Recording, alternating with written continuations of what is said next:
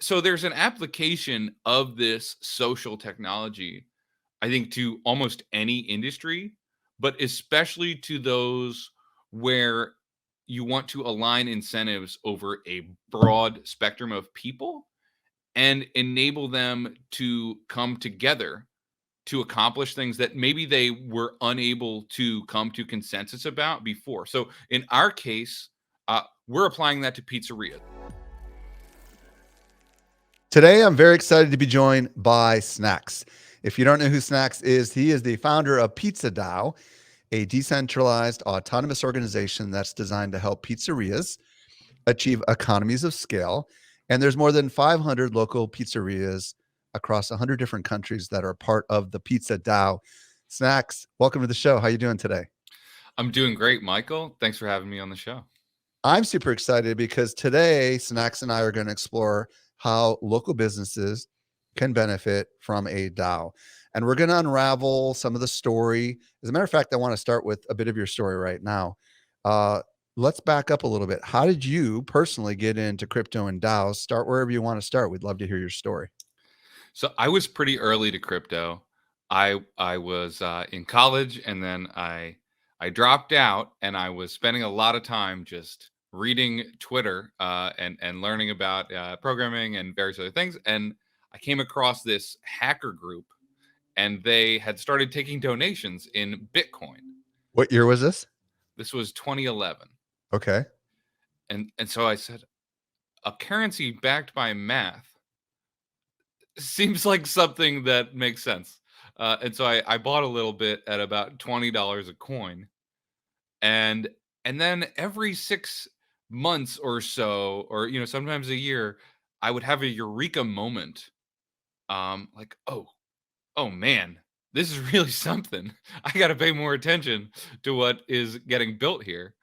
And so I started accepting Bitcoin with the t-shirt company in 2013. I launched it for Bitcoin Black Friday, and it was just for fun, not really about making a lot of money with the Okay, t-shirt. you have to. How many Bitcoins was a t-shirt? So it was $20 a shirt, and in Bitcoin that was um, a lot more than it is now. I think the current value that I sold shirts for then is well over 600, maybe even $1,000 a shirt. So, though I have not sold so many shirts, I think the business has actually been profitable because I didn't sell the Bitcoin that I took in from those shirts. So you were selling Bitcoin back in what year was it? 2013 or something like that? I mean, you were selling 2013. shirts for Bitcoin. So what was it, like a quarter of a Bitcoin for a shirt or something like that, or like a tenth of a Bitcoin or something like that? I think Bitcoin might have been around $300. So, Wow. yeah. So cool. So keep going with the story. This is fascinating. Yes. So I was selling my shirts, having a good time, meeting a lot of people in the ecosystem, and also organizing. And this is funny how it comes full circle. I was organizing these meetups in Philadelphia at 30th Street Station, which is our big train station, and there was a Pizza Hut in there. That had a bunch of tables that no one would ever sit at. And so we would just go in there, take a lot of chairs, push them together, and talk about Bitcoin and even DAOs. All the way back then, we were talking about DAOs. And we thought about them a little differently. We thought like a DAO would be that your local taxi would own itself, or and we didn't think that much about how, in fact, when DAOs actually function, humans are the hands and feet Mhm. of the DAO. And I actually think of Bitcoin and Ethereum also in a similar light. But we were thinking about this stuff really early on. And then I had the really tremendous luck, and well, it was my friend who was one of my partner organizers there, and he took me to this historic NFT event. And so this was we're skipping forward a bit to January 2018, and so I went to New York. I think it was January 18th. Um, NFT NYC. no, this was in 2018. So NFT NYC was but a twinkle in the organizer's eye, and it was this auction. It was called the it was with it had a Pepe, and it had a Crypto Kitty, and it had the folks from Dada and people from Decentraland, and I saw the CryptoPunks founders speak at this conference. And so it was this little event, and and a CryptoKitty sold for, I think, 5 or 6 figures. So did a Pepe, and CryptoPunks were point 0.1 Ethereum at the time, about $100, a little bit more, and I was just immediately bought in because I saw all the smartest people in the space speak at this one event. So I went home and I bought, I don't know, 10 or 12 CryptoPunks for about $100 each. And I felt kind of silly at the time. But and then immediately after, I started developing my own NFT, which I have not released yet. Actually, we want it to be really good, and so I kind of dove deep into the NFT space. And by the way, for those that can't see the video, there is a CryptoPunk on the wall behind you that looks like you've modified with a pizza and a baseball cap. I would imagine that's one of your originals, right? So that's me. That's actually, of the 10,000 CryptoPunks, that is the single one that looks the most like me. I actually, here, I wear these. You can really see. Yeah, for those that are watching on audio, he's got the glasses that look very similar to the CryptoPunk. Cool. Yeah, you'll have to hit the YouTube to see this exclusive content. But yes, this is of all. I was early enough to CryptoPunks that I could actually pick the CryptoPunk that looked like me. Whereas now I think people get the punk they can get, and then they change their own appearance to look like their punk. So you were in New York City, and like bring us up to like the founding of the PizzaDAO. Like keep going with this story. Like how in the world did all these dots connect? So, all right. So I was deep into NFTs, just thinking about how to design, and it was a tulip project. So we were making tulips because we thought CryptoKitties were cool. We thought the breeding was fun, but we didn't love the aesthetic of the cats. Like, they were okay, they're cute, but we wanted to make something a little more arty, like a little more arty, and a little more of a joke because it's tulips, you know. Of course, we've been talking about tulips since the beginning of Bitcoin. People have been calling it a digital tulip. So I worked on that for a long time, and then I went.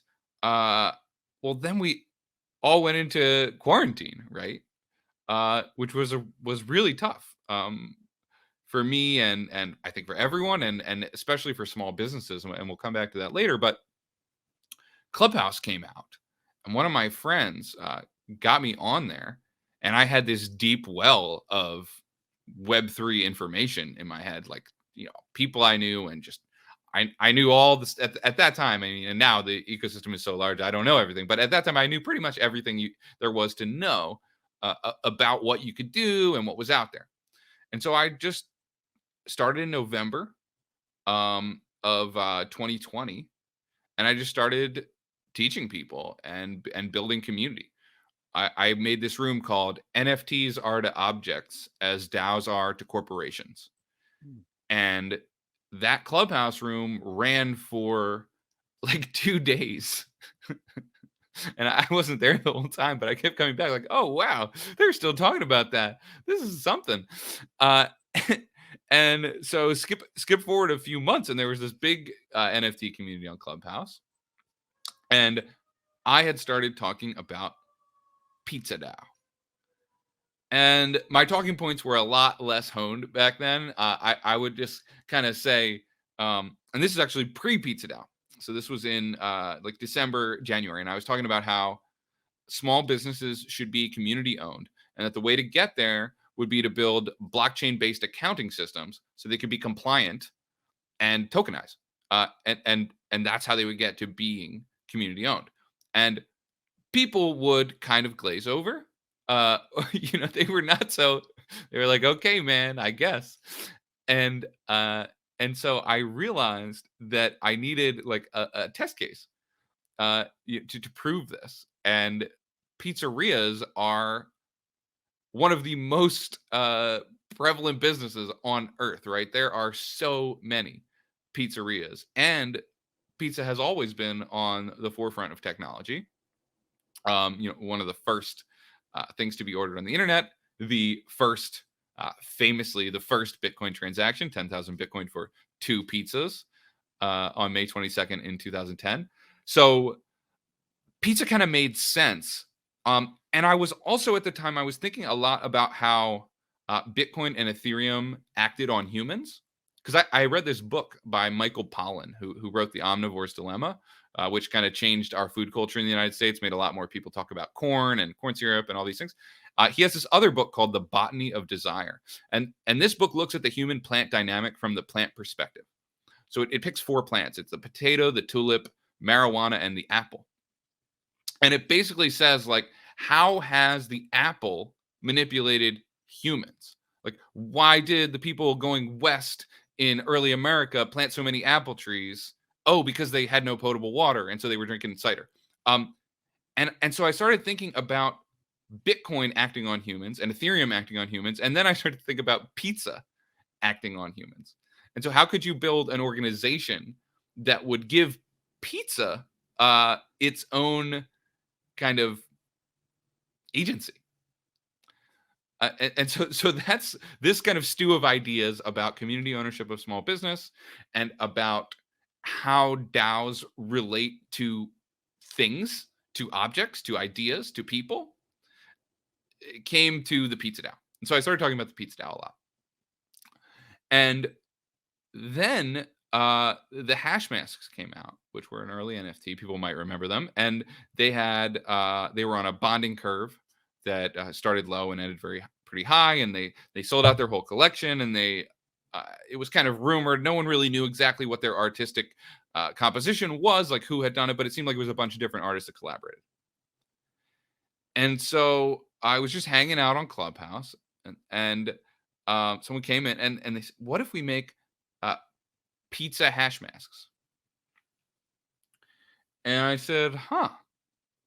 Well, that fits into the PizzaDAO pretty well." And this is because I've been talking about PizzaDAO for a while, and I was running the room about nothing. It was called, and this was at a time when Clubhouse had gotten a little busy, a little blown out. It was the conversations were starting to get a little less interesting, uh, and so this was my refuge where we would, the room about nothing. Obviously, you couldn't shill anything there because we would just be goofy, and the only rules were that you modded everyone. So often the room Yeah, would those actually. rooms are out of control. For those that don't know what that means everyone's a moderator, which means everyone can talk at once, which usually means it's out of control. So is that where the idea formed for the ultimate DAO that you started? So I had been talking about the DAO for a while, but where it really caught fire was in the room about nothing this one morning. And it was like, "Oh, okay, so we're going to make this rare pizza NFT. And we're going to take the proceeds from this and we're going to throw a global pizza party on Mm. Bitcoin Pizza Day." And this was February 18th, 2021. So Bitcoin Pizza Day was 3 months away, May 22nd. And so I remade the room with a different name a couple times. Like the first one, it was the room about pizza because it had been the room about nothing. Now it's the room about pizza. And then like a bunch of people joined that room. And then I made a new room. It was called Web3 plus pizza equals free pizza? Question mark, question mark. And then that room grew to like 100 or 200 people, right? And I channeled that energy and enthusiasm into a Discord server. And like a week later, we had over 1,000 people in this Discord, and we had over 200 people signed up to do the art for the pizzas. And that means like do a different topping, because the way we originally we said we're going to get 100 people and everyone's going to do a topping, and that's going to be what goes on our pizzas. And then there were too many people. So, okay, we're going to do 150. Oh, we're going to do 200. Oh, we're going to do 314. Obviously, right, because of pi. And so suddenly we had this community. Um, and there are a few different things that made it grow really quickly. I think the one was Clubhouse, another was Discord, and another, and this is a funny one, it was Google Slides and Google Docs. So in the first website that I actually had live for PizzaDAO was just a redirect to a Google slide that said, "We're going to build a decentralized, independent, open source franchise in honor of Laszlo to support community ownership and to serve the goals of pizza." Basically, it said stuff like that. And so I had URL that I could point people to. It took me 10 minutes to set up this website, right? It had a stupid picture and just some text. It wasn't particularly well designed. And then I made a rarepizzas.com site. Similar story, just a Google Drive, just a Google slide. And then our spreadsheet that had all the artists in it, it was a Google sheet. I said, go in there, put your name in. That's how you will pick the topping you're going to do. And then our roadmap, and then this, and then that. And suddenly we had hundreds of Google Docs. And if you actually go to subdomains.rarepizzas.com, you will see just the hilarious assortment of documents and pages and stuff that we have built over time. And so I really credit Google Docs and the open nature of it, where you can just set something to open edit. Like anyone could actually have deleted the entire website right from the start, because the Google slide, not only was it a Google slide, it was open edit. Fascinating. Fascinating. The good news about Google Docs is there is a way to recover stuff that's been deleted. So, Exactly. so bring us up to today. Just give us like a quick snapshot of today, and then I want to get into some questions about DAOs because it's such a fascinating story. So today, as we're recording this, May 10th, we know you're getting ready for Pizza Day coming up here in a couple of weeks, but like just like at a macro level, give us like the 60-second overview of where you're at today with the DAO. Sure. So I'll quickly say that. So from all that momentum that I was talking about, right? We started February 18th, and then May 22nd, 3 months later, we gave away over $300,000 of pizza all over the world in over 60 countries. So that was last year. That was May 22nd, 2021. So fast forward, we're about a year later, and we're getting ready for our second annual global pizza party. And we're doing it a little differently this year because the COVID was a bit more of a problem in a lot of the countries in the world uh, last year in May. And so we couldn't really organize a lot of events, like in-person events where people could get together and eat pizza and talk Web3. But this year we are really doing that. And we are doing that all over the world. I'm talking in South Korea, in Australia, in Africa, in Europe, in South America, in Mexico, United States, Canada. Like we have a party in one or even multiple cities in all of those places, and not just any party, like crazy parties in a lot of them, like at amazing venues. Like in Chicago, we'll be on the 99th on the sky deck, the 99th floor of the Willis Tower, which is formerly people might know it as the Sears Tower. Or in New York, we're shutting down a whole block in Little Italy. Um, like in so we have just these amazing parties that we're throwing, and the message is that we aren't so different here on Earth, right? We all are touching similar things, right? We all have a connection to the internet. We all have a connection to the blockchain, and we all have a connection to pizza.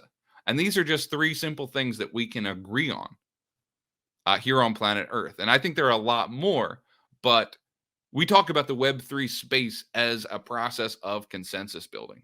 And I think that's within DAOs, that's within communities, but that's also just here on planet Earth, or spaceship Earth, as Bucky Fuller says, who's a hero of mine. So that's kind of where we're coming from, and we were so excited. Like, I mean, it's 12 days away. I think it's going to be an absolutely massive event. Well, and we're going to unravel some of the stuff that you've done and some of these questions I'm going to be asking you. One of the questions I want to ask you is to any business that's listening right now, or anybody who's aspirational, who has a big idea, why should they consider using DAOs? Because it is a real foreign concept for anybody who's got experience in entrepreneurship. Yeah. So DAOs, the idea of a DAO, I think there are a lot of ideas about a DAO, but the fundamental kind of premise is that you can flatten ownership and you can distribute responsibility.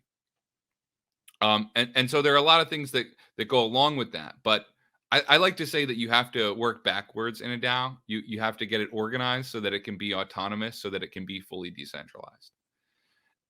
So there's an application of this social technology, I think, to almost any industry, but especially to those where you want to align incentives over a broad spectrum of people and enable them to come together to accomplish things that maybe they were unable to come to consensus about before. So in our case, we're applying that to pizzerias. And that's because there are independent pizzerias in every city on earth almost.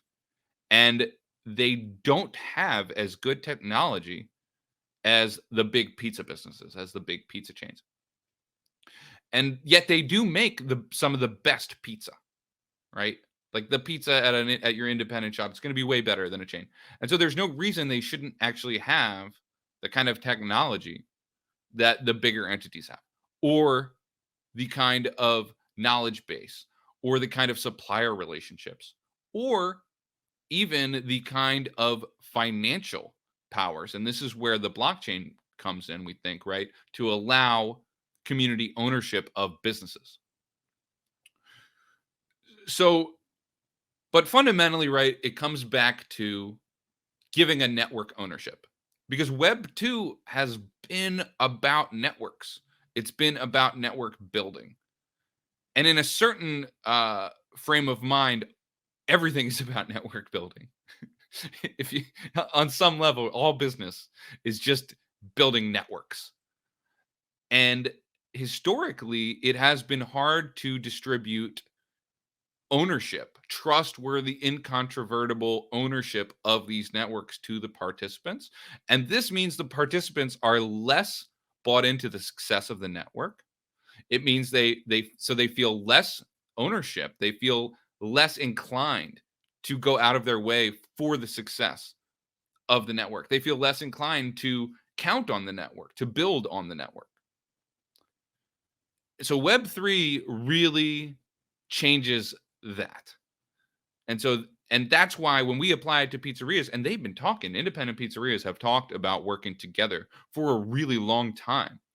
But it is not easy to do that.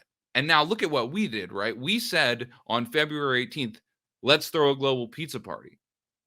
We made an NFT and a month later, we put the kind of the pre-sale, the pizza box, which would later contain the pizzas. We put that for sale. We raised 330 Ethereum. And then Ethereum went up. So we suddenly had about $1 million from this community of people that a month and a half before, 2 months before, had said, we want to throw a global pizza party. And because of the trust that we were able to build with our network by promising them a slice of the NFT, and we took, so there are 10,000 of our NFT, and we said, we'll take one slice, 1,250, and this will go to our team. Every artist will get one of these.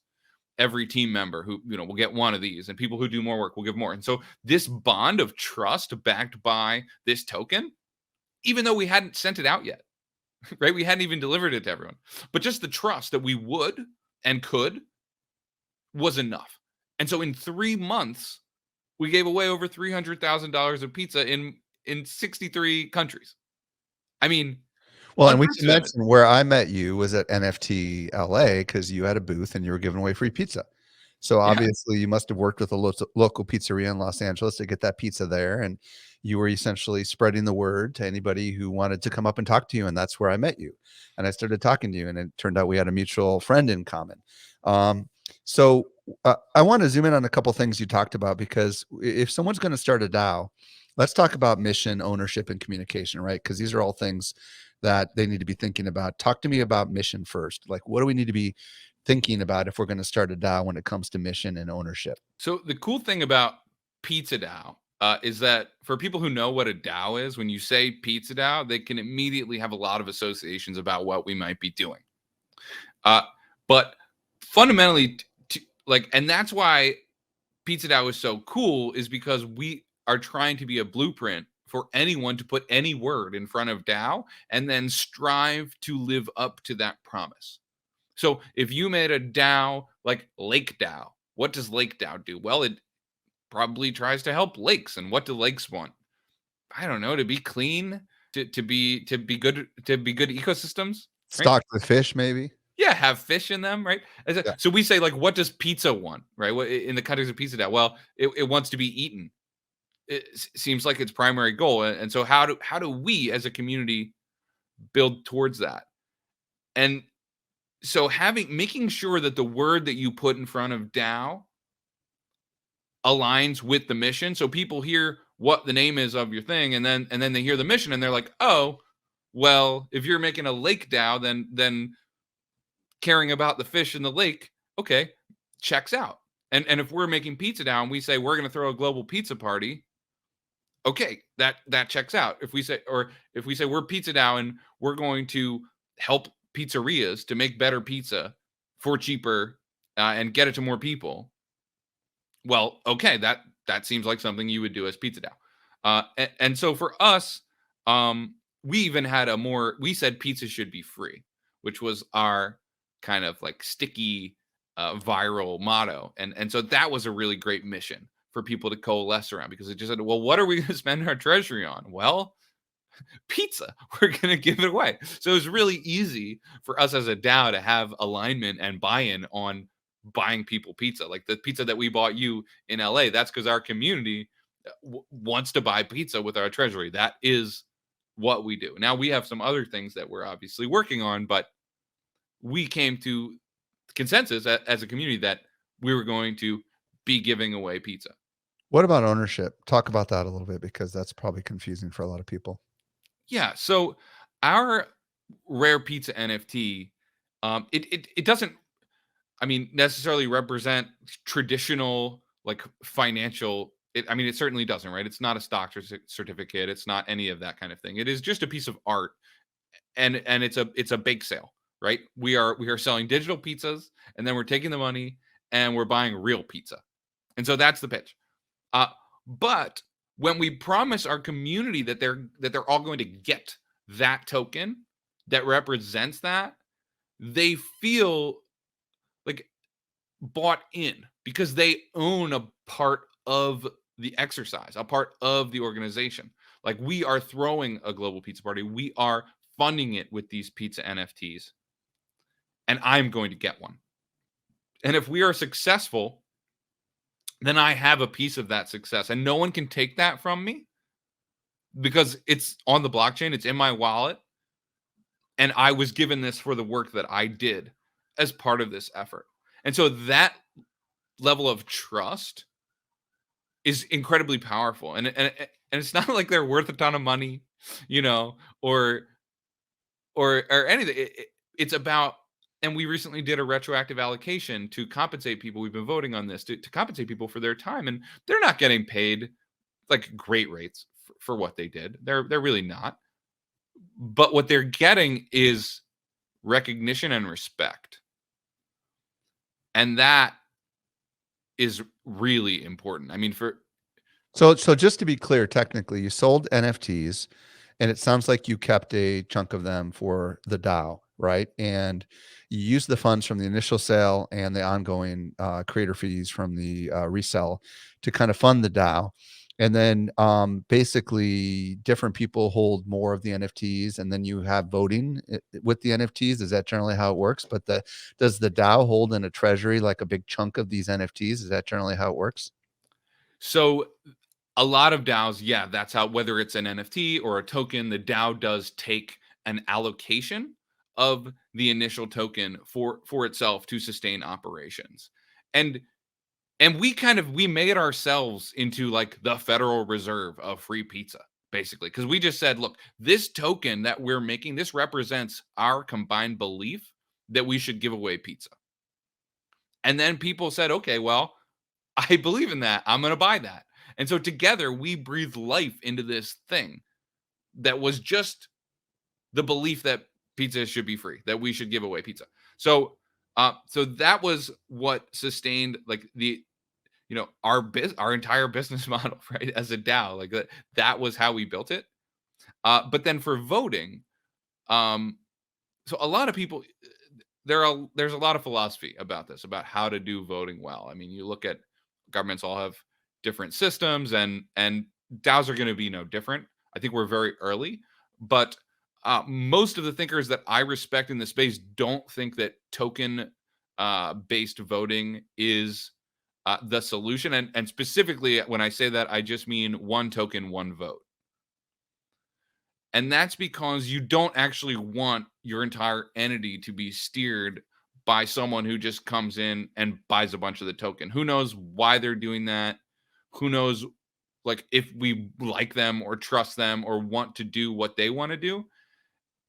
So having it be one person one vote is much more democratic and is much more suited to the kind of organization the kind of organizations that I want to build. And PizzaDAO as one of them, yeah, we do one token, one vote. So we do use we do not do one token, one vote. We do one person, one vote. Which is really one wallet, one vote, it sounds like, right? It's actually a little bit stronger than that because we identify people in the Discord. So we Got it. token gate it. So yes, someone could Sybil attack our voting system. They could seed a bunch of other accounts with boxes, join our Discord, validate, and start voting. Got it. Now, if they did that, I think we could catch them. Of course, because everything's transparent out on the blockchain. Let me ask you this on communication. This is one of the biggest challenges, I think, with anybody who's developing any kind of community that's Discord based. How in the world are you doing communication? Are you going beyond Discord, or is everything kind of happening inside of Discord? So there's a communication stack within these DAOs. I think there's a communication stack in every business. And for us, Discord is the source of truth, like the primary source of truth. And then we bubble out information from the Discord. So stuff gets broadcast in the Discord, and then we make sure that makes its way to Twitter. And we make sure that we publish Medium articles that express like a higher level view. And then we'll be starting a newsletter this year that will be another level of communication and keeping people in the loop, because a lot of people have a very hard time navigating Discord, especially those who don't know about Web3. It's not necessarily super user friendly and I don't want to scare people. You can definitely use Discord, and there are a few. But you might also belong to 20 different Discords, and it could totally get lost, right? Yeah, I mean, I'm one example of what you might not know about Discord, but that you should know is every time you tag everyone in your Discord and give everyone that's there a bloop, that better be a super important message for them, because if they don't like it, that may be the last time you ever see them, because they'll turn off notifications and then they'll never return to your server, because it'll just go, as you join more Discords, the Discords on the left side of your Discord, they just kind of go down. And unless you move them up, you won't ever see them again. So there are a lot of strategies and like best practices for operating a Discord well. And as a user, I think coming into Discord, there are specific things like you want to turn off private messages from servers, and you want to turn off your notification sound so you don't get driven crazy by all the bloops. So there's a bit of a learning curve, but I would encourage people to check it out if they're really curious about this stuff, because it is where a lot of the best information lives. So we've talked about how it's important to have a clear mission and ideally have a name that is implicitly somehow tied to your mission. We've talked about how you do ownership, one person, one vote. And we've also talked about communication. I want to get into some of the tools that you're using to operate your DAO. But before I go there, back to ownership. This is the part that I think some people probably want me to go a little bit deeper on. The DAO has a treasury, and you are voting to decide how to use the funds for the treasury. Is it generally majority vote wins? Is that how it works? So we have our current proposal system. We have a quorum for different levels of financial outlay. So if it's $2,000, right, we have to get 10 votes, or I think it might be a little higher than that. A majority vote, but at least 10 kind of thing. Is that what that means? Yeah, like it's a quorum, and then if it's contentious, right, then we have discussion, and if people, and so usually for our proposals we have 3 responses: let's do it, more discussion needed, or let's not do it. And our poll, actually, what's really nice about doing our voting on Discord is that our voting is actually anonymous. Oh, okay. I didn't know that about Discord. Yes. So we use this tool, speaking of tools, called Seshbot, and it lets you do an anonymous vote. So we have a token gated channel. It's role gated, right? There's this other tool called Collabland that lets you dispense roles based on token holdings. So we use that. So if you have a rare pizza box, right, you get a role, and then that lets you into the channel. And then we have this other kind of role called Pizza Mafia, which is a snow crash joke for those of you who, I'm a snow crash lover myself. And if you've brought value to the DAO, we will give you the Pizza Mafia role. And that may not mean you earned a whole box, but that means you did enough that we think you should be part of the decision-making process. And so that also controls whether you can vote. But it is anonymous, and that's because anonymous voting is pretty important for a democratic system. Because otherwise, like, if you're the one person who votes against something, like, you set yourself up to be a pariah, and we don't want that. We want people to be able to express how they feel. We even would Just like, out of curiosity, are all polls anonymous in Discord, or are they only anonymous if you use this one tool that you're talking about? There are multiple tools that will do it, but specifically this Seshbot tool, yes, does allow for anonymous voting. It is even, you have to set it. It is a setting in the poll. You use /poll, and then there are entries, and one of them is anonymous true.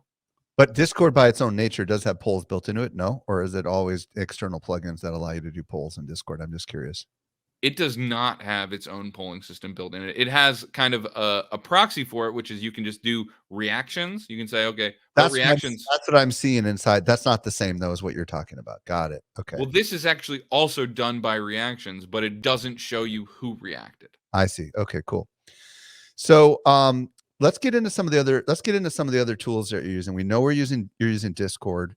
Talk to me about POAPs and describe what this is for people that don't know what this is and how you're using them. So POAP stands for Proof of Attendance Protocol. So you can really think of it as a badge that says, I was there, or I did this. And so speaking of ownership, yeah, our rare pizza box is some sort of ownership within our community, but we also, every community call on Sundays, we give out a POAP. And our Latam team, on every one of their community calls on Monday nights, they give out a POAP. And the cool thing about a POAP is that it's incontrovertible. Like, if you have a POAP, then you were there. And so I can't take that from you. Yeah, you attended that meeting. And so giving people this feeling of ownership with that. Yeah. Let's explain what that is, because POAP is really just a link to POAP's website, right? That you can claim it. And I would imagine you just set it up to only be valid for a certain period of time. Is that, or you only disclose it live, audible during the meeting so that they know what it is? Is that generally how it works?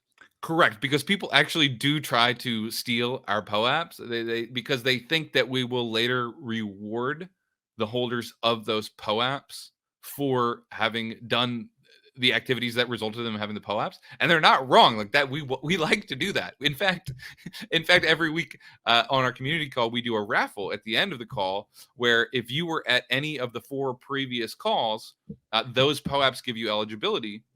And then we give out an NFT from a friendly community. We give out a copy of the book Snow Crash. We give out $25 worth of pizza, where you submit your receipt and we reimburse you on the blockchain. And then we have these 2 other NFTs, Pizza Pop, which is like a soda, and Pizza Sticks, which is like breadsticks. They're kind of fun, and we just give them out when people do something. What I love about POAPs is anybody who's listening right now, whether you do have a DAO or not, you can do these for practically nothing, right? I mean, does it cost? What does it cost you to set up? It's free, yeah. As long as you keep them in POAP, if you don't transfer them over to Ethereum, which costs you gas, then this is just a completely free service that you can use to incentivize people to take action in any kind of meeting that you have, right? Yes, and it is and the raffles are a great way to. That's for free too, and you can just use them with people who claim the POAP. You can do a raffle. I talked to my buddy today. He's a breakdancer and a street performer. His name's Snap Boogie. And he's going to use POAPs. If somebody tips him $100 at one of his street performance shows, he's going to give them a card. And this is low tech, but it works. He's just going to write the URL of the POAP on it. And that's a unique NFT that person gets to claim. And then later, as he further develops his presence in the metaverse and builds NFTs that represent dance moves, he has big plans. He can give that out and distribute it to people who supported him early, basically buying these POAPs by tipping him during his performances. Let's talk about what you're doing with wallets and debit cards, because I think this is kind of fascinating, because obviously you go to events and you got to buy pizza, right? And you've got to fund this stuff. So how in the world do you translate these things? Talk about the wallets and the debit cards and all that fun stuff.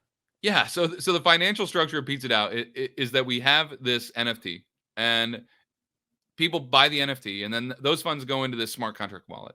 And then we have a wallet called a multi-signature wallet, and this is made by Gnosis, is the company, and it's a everybody. Let's spell that name just because they're never going to get it right. It's Yeah, yeah, Gnosis, Gnosis, right? Gnosis, safe, Gnosis safe.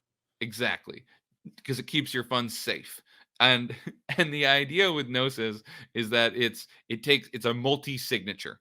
And so ours is set up. There are 7 people on our safe, and 4 of 7 need to approve any outgoing transaction. So we, in a sense, we have veto power. So if our community in the Discord decided to do some poll, I actually did one recently. I did a poll to buy a Domino's Rolex and give it away to somebody who retweeted us. And it was a joke. I was just kind of testing people to see if they were paying attention to our governance. And I didn't actually want it to pass. And people voted against it. But if it had passed by if people were like, oh, we really should buy this Domino's Rolex with our treasury, which would have been a terrible decision, I think. I probably would not have actually voted for it as a member of the multisig, because that is sort of the final line of defense against our funds being used improperly. And if our community had an uproar about that veto, then we could talk through it. But this is kind of what the multisig enables. So it sounds like what it does is it requires 4 out of the 7 wallet holders to log in and to authorize the transaction, not all at the same time. I would imagine over a period of time, and once that's all approved, then it releases the funds to the destination wallet. Is that generally how it works? Exactly. And so this was how a group of strangers from all over the world were able to come together and in 3 months spend $300,000 on pizza together, because we had that trust. We elected 7 people that the community trusted not to approve poor expenditures. And that was a really big part of our trust and ownership at the beginning of this process. Now let's transition this over to the debit cards. Talk about the connection there, because it's one thing to transfer Bitcoin or Ethereum from one wallet to another wallet, but what about when it comes to actually using it to buy real world stuff? So yeah, most pizzerias don't take crypto. A couple of ours, one accepted Dogecoin, and a few have wanted Bitcoin, and we were happy to oblige. But in general, no, they want their native currency. So we have an LLC in Wyoming, which some members of the DAO are the managers and members of, and it has a bank account. And we actually use this company called Mercury for the bank account. And the reason we do that is because they allow you to mint virtual debit cards. And so for us, when we have this global community of people who often need to pay for things and have varying levels of trust within the community, being able to make a new debit card and say, okay, this one has a limit of $1,000. All right, that's for you. This is for the pizza party in Ethiopia. This is for the one in Amsterdam. So wait, it's a virtual debit card. So does that mean it's got a MasterCard behind it and it's got a number, kind of like a gift card you would buy inside of a store, but it's got a limit, and when it's gone, it's gone? Is that what I'm hearing you say? Yes, and it pulls out of our account on there. So our process is we say, okay, we need to move funds out of the multisig. We talk to the multisig holder. Okay, this is what we're spending the funds on, or it's come through our proposal system, right? And we send those funds. We send that Ethereum to our first. We have to send it to our exchange account, right? We have an exchange account on Kraken. Then we sell it on there, and then we transfer it from there to our Mercury account, and then we can spend it with debit cards, or we have an Amex too, and we pay that off out of the Mercury account balance. Yeah, and for those that don't know, Kraken is just an alternative to Coinbase that happens to be, I think, non-American or something like that. That's global, right? Yeah. Fascinating. So, this has been absolutely eye-opening, because we got a chance to hear, first of all, the story of how this thing was birthed as a crazy idea in a clubhouse room, to actually you developing the community inside of Discord, and you essentially layering on top of it the elements of structure that essentially allowed this to operate as a business, even though most of you have never met each other. And it's my guess that most of you have never met each other, except for when you happen to be at a conference and a couple of the local guys come together. Is that correct? Yeah, I've met a bunch of our community, but yeah, only once or twice, and I consider them great friends, and we have a huge amount of trust now. It doesn't have to be token enforced anymore. But yeah, we have this. I mean, we are in almost 100 countries at this point with people who know what we're doing and support us. And the whole Web3 space knows that we want to build Web3 community over sharing some pizza. And so people come to us and they say, "Hey, we're throwing a Web3 gathering in Argentina. Will you buy us some pizza?" And we say, yes." They say, "Hey, we're building community in Ethiopia. Will you buy?" Yes. So it's amazing at how far we've come with these, just stringing a bunch of relatively simple tools together, uh, along with these ideals of trust, transparency, collaboration, and communication. Put your thinking cap on and imagine 3 to 5 years in the future. How prevalent do you think DAOs are going to be, and where do you think all this is going? And do you think we're still very early days? I mean, it is indisputable that we're very early. Most DAOs that call themselves DAOs aren't even really, decentralized, autonomous, or organized. I know that we are one of those on a good day. And so I think we're incredibly early, but the power of ownership cannot be denied. And and I know that we live in a time when the average citizen on earth does not feel deep ownership of their life, let alone their community, their neighborhood, their job. Like, maybe they own their house and their car, but that's the fortress of solitude for the world right now. And so I think we can only stand to gain immensely from giving people the responsibility that comes with ownership and the pleasure that comes with knowing that you own this thing, and that as you make it better, like, you can reap the rewards from owning it, because like the soul of life, right, is like self improvement and environmental improvement. Like, these are the things that are the best, right? Just to make something a little bit better and to feel that sense of satisfaction. Snacks, first of all, this has been an absolute fascinating story. Thank you so much for opening the kimono and revealing how you guys do what you do. There's going to be a lot of people. There might even be some pizzerias listening, to be honest with you. But there's going to be some people listening right now that are going to want to learn more about PizzaDAO. They're going to want to learn more about this guy named Snacks, SNAX. For those of you that are listening, where do you want to send them? Where should people go if they want to discover more about you? What's your preferred platforms? So people should come to pizzadao.xyz. That's pizzadao.xyz.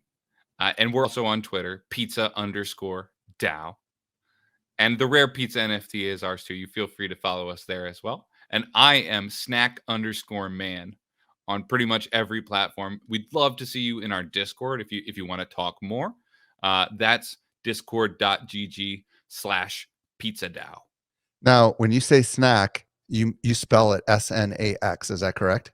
So I am snacks.eth, but Debbie, if you're listening, she has the snacks username on Twitter. I would love to make a deal with you, Debbie. Okay, Uh, so you're SNAKS.eth on Twitter. Is that right? no, I am SNACK_man. Oh, okay. Got it. Got it. Got But it. but my name on there is SNAX.eth. Awesome. Snacks, thank you so much. Really appreciate your time today. Yeah, thank you for having me on. I'm so glad to that we got to talk about all this stuff. I hope everybody had a good time.